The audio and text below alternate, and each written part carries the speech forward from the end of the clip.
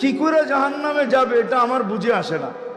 আমি তো কোথাও টোকায়া পাই না এই উম্মতে জাহান্নামে যাওয়ার সুযোগ, কোনো রাস্তা দেখি না যে এই উম্মত জাহান্নামে কি করে যাবে। কিন্তু তারপরও যাবে, এটাও সত্য। তারপরও তাহলে বোঝা গেল ওর মতো হতভাগা কেউ নাই, এই উম্মতে জাহান্নামে যাওয়ার কোনো সুযোগ নাই।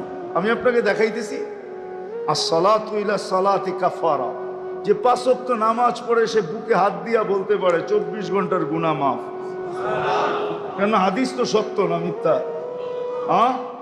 এখন হুজুররা কইব সগীরা গুনাহ মাফ হয়ে যায়, তাহলে আপনি সগীরা গুনার দলে, আরেক দল হুজুররা আছে যারা বলে কবিরা গুনাহ মাফ হবে। আমি কবিরা গুনাহ আলাদের পক্ষে, নামাজে কবিরা গুনাহ মাফ হয়।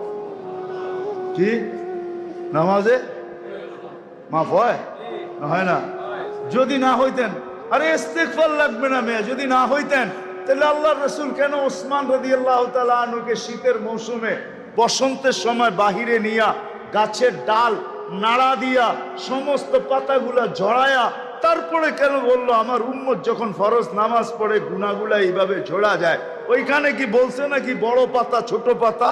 ওইখানে তো পাতা একটাও ছিল না, ঠিক না? আল্লাহর রাসূল বুঝেইছে কোনো গুনাহই থাকবে না, নামাজ নিজেই ইস্তেগফার। আবার ইস্তেগফার কি? নামাজ নিজেই ইস্তেগফার, নামাজ নিজেই, নামাজ নিজেই জিকির। জিকির আছে কি? নামাজের চেয়ে বড়?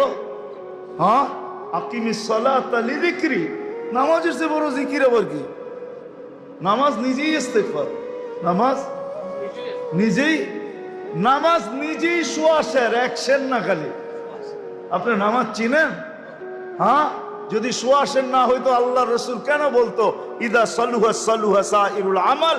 নামাজ ওকে, তোমার পরিপূর্ণ জীবনটা ওকে, সর্ব লাইন ওকে, সর্বদিক ওকে।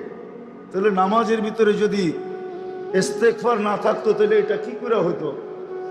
সমস্ত বন্দেগীকে গ্রহণযোগ্যতা পাওয়ার জন্য নামাজকে গ্রহণযোগ্যতামূলক বানাইতে হবে।